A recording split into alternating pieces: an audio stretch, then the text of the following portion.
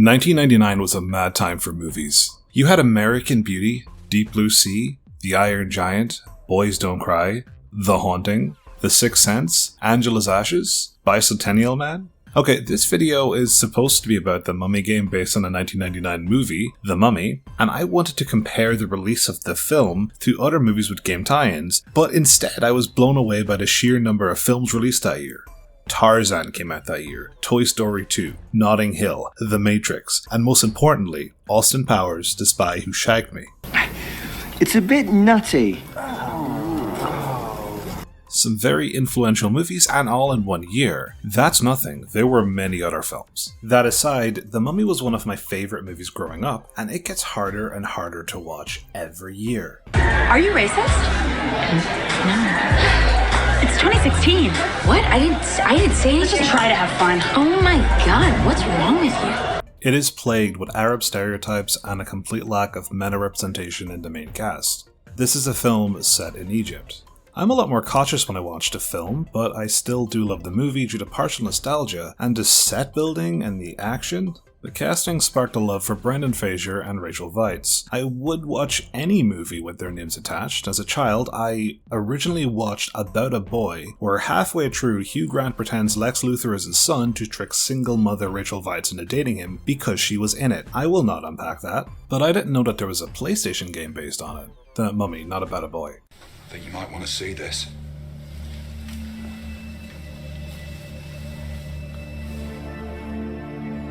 Keep looking. I knew about it, even played the sequel, but I never finished that, so expect a video on that later. But I haven't played this. My name is Evil Phil, and I want to visit some of the retro games I never got to play growing up. So, what about The Mummy?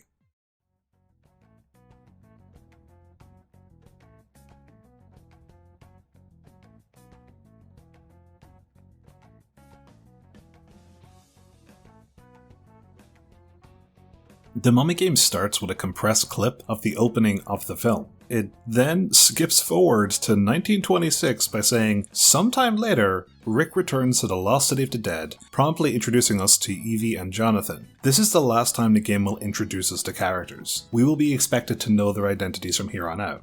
It skips even more characters and plot from the film, which is irrelevant to the game, and cuts to Evie using the key on the Book of the Dead, reviving Imhotep, and then the game just starts. The game is broken down into these hubs that connect to larger levels. This is where we first get to see Rick O'Connell walking around like he is chafing pretty badly. I think this is immersive. He's strutting around in the sand and sun all day, getting all sweaty. Chafing happens when you're not prepared, and this game shines a light on that.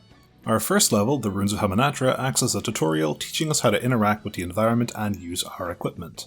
The controls are a bit tanky, you slowly climb out of pits, and switching between weapons often looks a lot like this. Now once you finally equip a weapon, you can fire with X. There is an auto lock on, so it's hard to miss with a firearm, although using a melee weapon is a different kettle of fish. We can use a torch near these panels of Ra. For every 8 we illuminate, we get a continue marked by this beautiful PNG of Brendan Fraser. By collecting 4 of these artifacts, we can somehow get magical grenades, which are OP as fuck. They one-shot most enemies in the early to mid game, but are very important in the last few levels, so don't fucking use them, okay? Yeah? Okay? Exploring this and every other level can be a bit confusing, as there is this dark shroud around the player that limits how much can appear on the screen. Like Silent Hill's fog, it is functional and adds ambience. We are in a dark tomb, so it does work pretty well. Occasionally we will see objects in the world that we can interact with. Like this statue here can open our way forward. We press X next to them. Yes, X, the same button we use for attacking, and yes, we will sometimes waste precious ammo because of this. In order to progress the level, we need to collect fragments of a key, and we cannot finish the level without collecting all 6 to 8 pieces. It is very easy to get overwhelmed in combat. There are a lot of enemies and inputs are laggy. I even die in the first level. I know, a shocking behaviour altogether. You can see your health on the bottom left corner of the screen in these green dots. Such a weird place to put your health bar. Random! And you can see the enemy's health bar just to the left of that in blue dots. We also learned that we can do a dodge roll, but this is more of a strafing dodge, so it's a little awkward. Now, we run into our first mummies. These dickheads will pop out of the sand, and like an asshole, they will usually spawn behind you whenever you are facing a horde. We will lose health at them, but luckily we can just pick up some blue water to restore our green health and these Ankhs to restore our lost lives. Oftentimes we cannot progress until we've beaten every enemy in an area, so you need to be smart about your ammo and health management. We learn here that we can jump if we double tap circle approaching a gap. While experimenting with the jump, I found that you can immediately swap the camera around. It is a game changer. Now when we're running from enemies, we can make distance and snap around the camera and go all guns akimbo on them. Also, note that we've had 4 enemy types in this first level so far. We're soon introduced to this first non-puzzle where we have to turn a panel on a wall to complete a larger panel and open the door. And finally, the last mechanic of this mechanically intensive opening level, running. Sometimes pillars will fall down and we have to run faster than them falling to not get squished. My insides contort every time this happens. I died pretty soon after to some enemies, while it was so many mummies, 4, there was a glitch where the low health heart continued beating after I respawned. Now, when you die, you respawn at a checkpoint and start at the beginning of that level segment.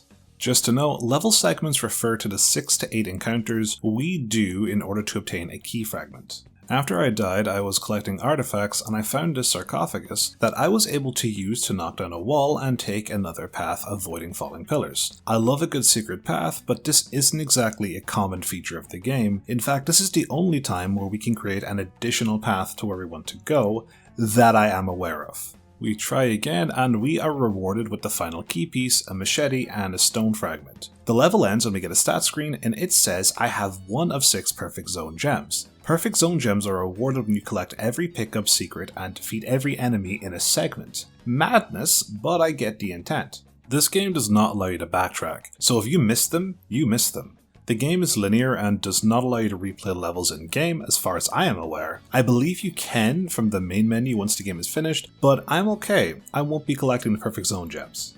After a short cutscene, we learned that we need to collect 2 more stone fragments, and now we can start the ancient vaults. So I start this level off by finding a secret and then immediately dying to a blocking enemy. Most of this level is the same as the last one, except it introduces Kool-Aid mummies. Occasionally enemies will burst out of the wall as part of an ambush sequence, and then additional enemies, as we said earlier, will spawn behind you if there are any reinforcements. We quickly get to the dynamite and then fight through a seemingly endless horde of beefy zombie bros, and then we meet the dreaded spikes. These are actually more than fair, but the first time you meet them there are mummies spawning in every safe zone, ergo there is no safe zone. I die quite a lot here, and in a later segment I have my first game over. With no more lives I have to start over from the start of the ancient vaults. I also got my second game over some 50 minutes after this, but I learned how to use dynamite, which is good I guess. This game is hard. Mechanically it's quite easy, but the game tends to overwhelm you with enemies, tank controls make you feel sluggish, while the pacing of encounters never allows you to stop moving. There are many instant death traps and we have to clear out every enemy in order to progress. And as you kill enemies, more spawn behind you doing sneaky damage. This is a rental game, a game designed to be an arcade experience at home. Back in the 90s and noughties, rental stores existed where you could rent a movie for the weekend and return it later. Renting movies was actually quite profitable until Netflix, an online DVD rental service, pivoted towards streaming heavily subsidized movies and destroyed that industry along with many others. And then, no longer having access to heavily subsidized movies, proceeded to create a shittier and shittier unprofitable platform, creating fantastic TV shows that were ended prematurely. I will never forgive them for chaos. Games were something that were also rented, and this spawned a genre of rental games. They were difficult, but they were often short and had replayability for when you did eventually beat them. Back to the video. I learned how OP Magic Weapon is, and you should too. It's fucking good. I finished the rest of the level, but used almost my entire supply of magic boomsticks. I received no perfect zone gems for any of this, and this will be the last time you hear me talk about these for a while. We proceed to the Cavern of the Nile, fight our way through far too many enemies, and learn about the instant death effect of water, which I guess we kinda knew already. It is in this level that I start using save states because I died so much.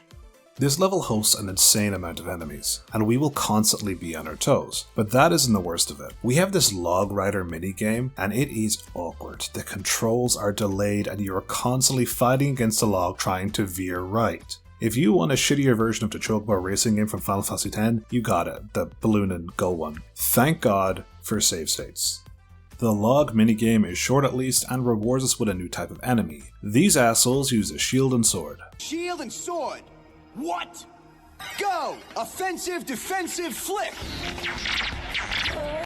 They will block an attack, and like all enemies in this game, we will have to kill them all. And yes, they will spawn behind us, thank you for noticing.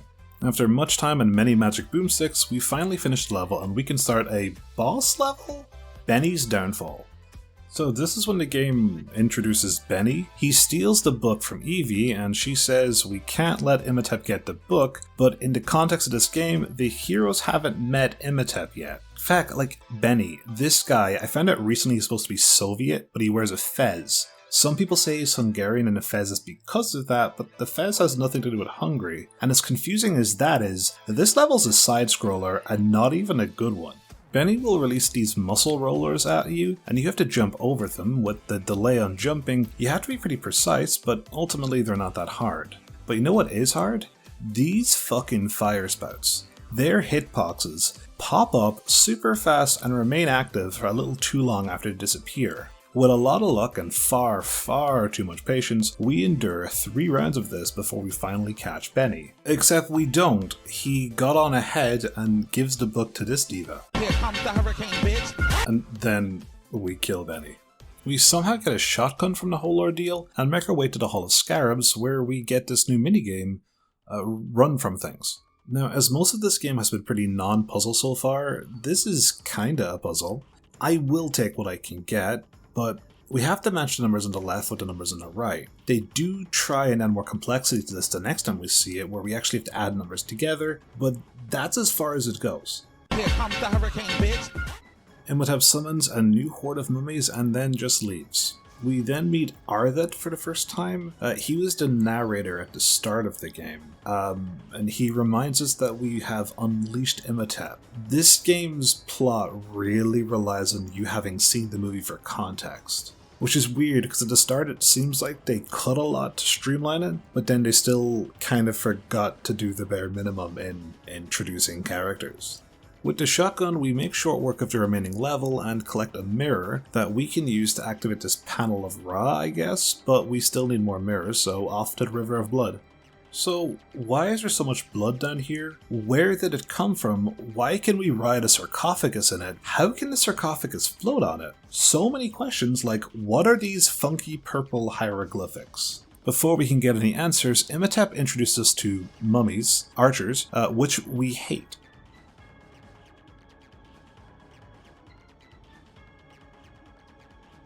Archer mummies are not fun to get close to, so don't do what I did and knife them. Once they have been dispatched, we can move forward this confusing level. Also, I love that they added these salt acid sprays from the movie. We collect the mirror and move on to Swarm of Gadflies, which is basically just more Bloody River, and almost immediately I am being chased by this swarm of gadflies. God, these levels are really on the nose. A little underwhelming, although the run wasn't. These platforms keep moving up, so you're trying to run while doing these slow as feck animations. 4 out of 10. Thank God these flies can't go down, and I am always saying that.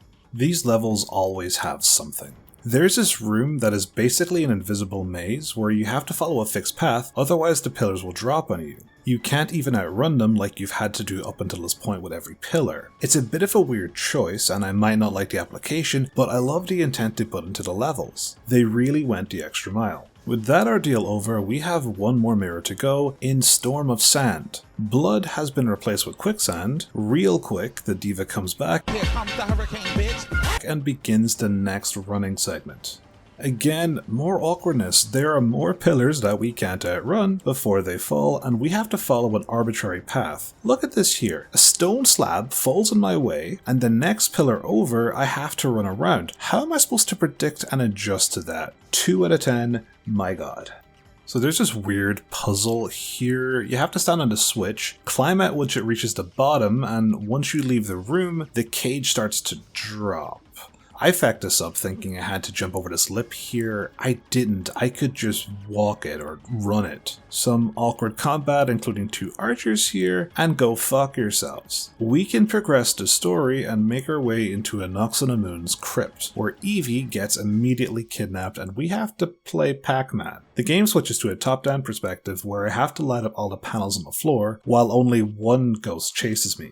There are mummies that will appear to block my progress, and if Anck-su-namun touches me, it's instant death. Turning on all the panels is saved through deaths, leading to a quite manageable, if we can even call it a boss fight.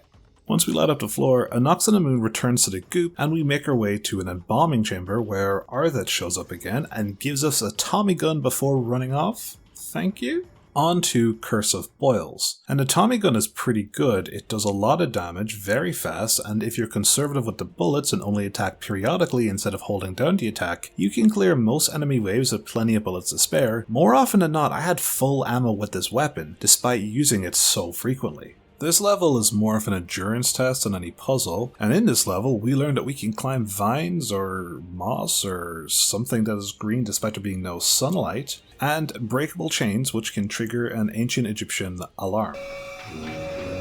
While trying to figure out what to do here, I learned that when you're idle, Rick will slick his hair back, which is a pretty nice touch, but it's also at this point that the game introduces us to the concept that we can jump at a ledge that is above us and climb up it. But this is the only time in the game this combination of mechanics is used. Once we finish, we receive a canopic jar, which Jonathan informs us that we need 4 of these to access Imhotep's lair, so it's off to the Tombs of Death. Aren't all these Tombs of Death? This is literally a crypt.